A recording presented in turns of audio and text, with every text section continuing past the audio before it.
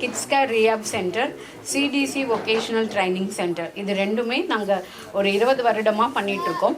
இங்கே நிறைய குழந்தைங்க வந்திருக்காங்க, பெற்றோர்கள் வந்திருக்காங்க. முதல்ல வந்து எங்கிட்ட வர பெற்றோர்களுக்கு நான் சொல்கிறது ஒன்று தான், என்னென்னா முதல் நாள் வரப்போ யாருமே வந்து நாங்கள் எந்த குழந்தையுமே நம்ம லேபிள் பண்ணக்கூடாது, அவங்களுக்கு ஆட்டிசம், ஏடிஹெச்டி, சிறப்பு குழந்தைங்க, அது மாதிரி எந்த ஒரு லேபிளுமே பண்ணாமல் அவங்களுக்கு என்னென்ன வீக்னஸ் இருக்குது, அவங்களுக்கு என்னென்ன ஸ்ட்ரென்த் இருக்குது, அந்த வீக்னஸை எப்படி நம்ம தெரப்பி மூலயமா ஓவர் கம் பண்ணலாம், அவங்களுடைய ஸ்ட்ரென்த்தை எப்படி வெளி உலகத்துக்கு காட்டலாம், அதுக்காக தான் மாதந்தோறமும் நாங்கள் ஏதாவது ஒரு எங்களுடைய சென்டர்லேயே வந்து அவங்களுக்கு ஒரு மேடை அமைச்சு அவங்களுக்கு வந்து நிறைய பர்ஃபார்மன்ஸ் கொடுக்குறோம். இப்போவுமே ஒரு சில குழந்தைங்க இங்கே பர்ஃபார்ம் பண்ண ரெடியாக இருக்காங்க. அதுக்கப்புறமேட்டு பார்த்திங்கன்னா எங்களுடைய இந்த லேபிளிங் அந்த மாதிரி இருக்கும் போது நம்ம எல்லாருக்குமே பார்த்திங்கன்னா நிறைய சென்சரி இஷ்யூ இருக்கும். சில பேருக்கு இந்த மாதிரி கூட்டத்தில் இருக்கிறது வந்து பிடிக்காமல் இருக்கும், சில பேருக்கு நிறைய இறைச்சலான சத்தம் இருந்தால் பிடிக்காமல் இருக்கும். அதே மாதிரி தான் இந்த குழந்தைங்களுக்கு நிறைய சென்சரி இஷ்யூஸ் இருக்கிறதுனால ஒரு என்விரான்மெண்ட்டை அக்செப்ட் பண்ணுறது, அதே மாதிரி இந்த மாதிரி கூட்டத்தில் வந்து எப்படி வந்து கம்யூனிகேட் பண்ணுறது, இது எல்லாமே அவங்களுக்கு டிஃபிகல்ட்டாக இருக்கும். அதுக்கான ட்ரைனிங், அதுக்கான சப்போர்ட் எல்லாமே நாங்கள் பண்ணிகிட்ருக்கோம். கிட்டத்தட்ட இந்த 20 இயர்ஸில் நம்ம ஒரு லேட்டஸ்டான தெரப்பி டெக்னிக்ஸ் எல்லாமே வச்சுருக்கோம். கிட்டத்தட்ட ஒரு 5000 குழந்தைங்க இந்த 20 வருட காலத்தில் பயனடைஞ்சிருக்காங்க. நிறைய குழந்தைங்க வந்து பேச ஆரம்பிச்சிருக்காங்க, நடக்க ஆரம்பிச்சிருக்காங்க. நிறைய குழந்தைங்க வந்து பார்த்திங்கன்னா நிறையா, நானே சொல்லக்கூடாது, இப்போ ஆட்டிசம்ங்கிறது யாருமே சொல்கிறது இல்லை, நியூரோ டைவர்சிட்டி. இது அதாவது அந்த நியூரான் வந்து ரீவயர் பண்ணியிருக்கு, அதனால அதுக்கு பேர் வந்து நியூரோ டைவர்சிட்டின்னு சொல்லியிருக்காங்க. அப்போ இந்த நியூரோ டைவர்சிட்டி அதுக்காக தான் வந்து நம்ம சொல்கிறேன். இந்த மாதிரி குழந்தைங்க நிறைய பேர் இப்போ வந்து நாங்கள் காலேஜ் முடிச்சிருக்காங்க. நாங்கள் அவங்கள எல்லாருக்குமே பார்க்கும்போது ரொம்ப சந்தோஷமாக இருக்குது. இங்கே வர பெற்றோர்களுக்கு நிறைய பெற்றோர்கள் என்கிட்ட கோரிக்கைகள் வச்சுருக்காங்க. அதாவது அவங்களுக்கு வந்து போகிற இடத்துல, உதாரணத்துக்கு நான் ஒன்று சொல்லணும்னு நினைக்கிறேன். ஒரு பெற்றோர் என்கிட்ட ரொம்ப மனவேதனையோடன்னு சொன்னாங்க, அவங்க பையன் வந்து ஒரு பார்க்கில் விளையாண்டுட்டு இருந்தாங்க அப்படின்னாங்க.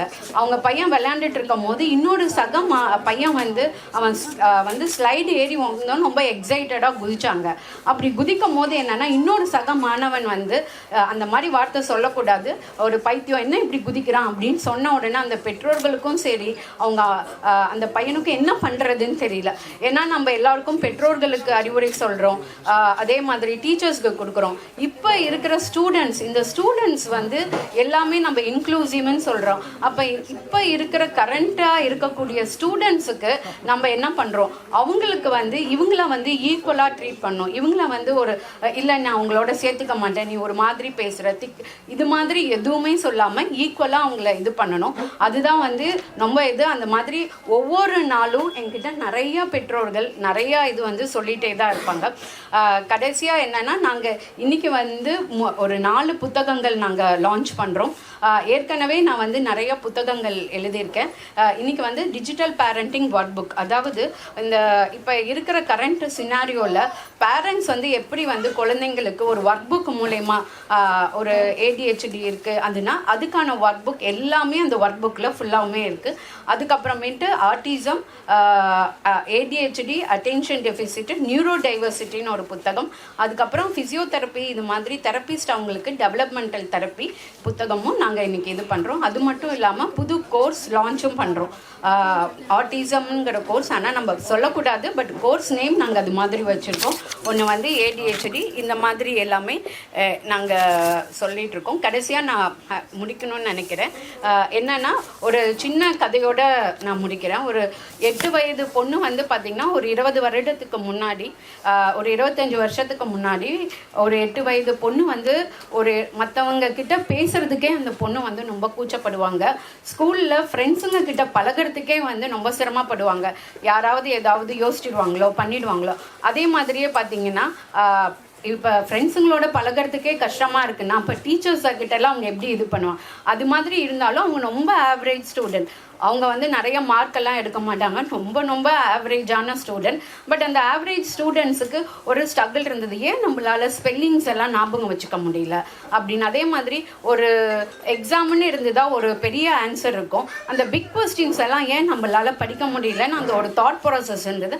ஆனால் கையெழுத்து நல்லா இருக்கும், க்ரியேட்டிவிட்டி இருக்கும், அந்த ஏங்கிற கொஸ்டின் இருக்கும். அது யார்கிட்டயாவது கேட்டால் பயங்கிற ஒரு பெரிய பதட்டம், பயம்.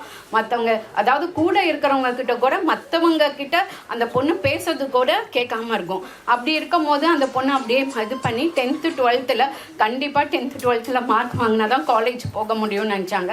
காலேஜில் போனால் அவங்க ஒரு ப்ரொஃபஷனல் டிகிரி எடுக்கும் போது அந்த இடத்துல எல்லா வார்த்தையுமே பெரிய பெரிய டெர்மினாலஜியாக இருந்தது. அதெல்லாம் எப்படி ஞாபகம் வச்சுக்குது, எல்லாமே பெரிய பெரிய ஆன்சர் அப்படின்னு இருந்தது. அதில் அந்த பொண்ணு வந்து பார்த்தீங்கன்னா அந்த ப்ரொஃபஸர் வந்து எப்பயுமே அந்த பொண்ணு அந்த 4 வருடம் வந்து கேட்பாங்க. ஏன்னா ஏன் இந்த பொண்ணு பாஸெல்லாம் பண்ணிடுது, ஒரு வார்த்தை கூட பேசவே தெரியலேன்னு ஒவ்வொரு தடவையும் அந்த பொண்ணுக்கிட்ட தான் கேள்வியே கேட்பாங்க. அந்த பொண்ணு வந்து ஆன்சர் தெரியும், ஆன்சர் தெரிஞ்சாலும் அவர் சொல்லுவார், சொல்லவே சொல்லாது. அதுக்கு அவர் சொல்லுவார், நீ இது மாதிரி இருந்து என்னத்தை சாதிக்க போகிற, உன்னால் வந்து நீ படித்தது நீ கற்றுக்கிட்டேங்கிறது நீ பேசினா தானே தெரியும், நீ பேசுகிறதே தெரியலனா மற்றவங்களுக்கு அது எப்படி புரியும் அப்படின்னு அவர் சொன்னார். ஸோ அப்புறமேட்டு பார்த்தீங்கன்னா கொஞ்சம் கொஞ்சமாக அந்த பொண்ணு படித்து இப்போது பார்த்தீங்கன்னா எந்த ஸ்கூலில் எந்த காலேஜில் அவங்கள வந்து சொன்னாங்களோ, ஏன்னா அவங்க ஸ்கூல்லையும் பார்த்தீங்கன்னா அந்த பொண்ணுக்கு வந்து ரொம்ப சுமாராக தான் இருப்பாங்க. அதனால அந்த பொண்ணு நிறைய கிண்டல் நடந்திருக்கு, கேலி நடந்திருக்கு, நிறைய விஷயங்கள் நடந்திருக்கு. ஸ்கூல்லையும் சரி காலேஜ்லேயும் சரி நிறைய விஷயங்கள் அந்த பொண்ணை புள்ளி பண்ணிட்டு தான் இருந்தாங்க. ஆனால் அதே ஸ்கூலில் வந்து பார்த்தீங்கன்னா அங்கே இருக்கிற மாணவர்களுக்கு மோட்டிவேஷனல் ஸ்பீக்கராக கூப்பிட்டாங்க. அவங்க எந்த காலேஜில் வந்து இந்த மாதிரி ரொம்ப என்ன பேச மாட்டியா பண்ண மாட்டியான்னு சொன்னாங்களோ அங்கேயும் அவங்கள வந்து ஒரு மோட்டிவேஷனல் ஸ்பீக்கராக கூப்பிட்டாங்க. அந்த பொண்ணு வேறு யாரும் இல்லை, நான் தான். ஸோ என்னால் ஒரு விஷயம் பண்ண முடியுது அப்படின்னா உங்கள் எல்லாராலையும் எல்லா விஷயமும் சாத்தியமே. அதனால தான் இங்கே வரக்கூடிய அத்தனை பெற்றோர்களும் சொல்கிறேன், இப்போ உங்கள் குழந்தைங்க இருக்கக்கூடிய நிலையை வச்சுட்டு அவங்க ஜட்ஜ் பண்ணாதீங்க. ஃப்யூச்சரில் அவங்களும் வாழ்நாள் சாதனையாளர் தான். இன்னும் நிறையா விஷயங்கள் பேசணும். இப்போ நம்ம மாண்புமிகு மினிஸ்டர் அவங்கள பேசுறதுக்கு கூப்பிட்றேன். ரொம்ப நன்றி. Thank you so much.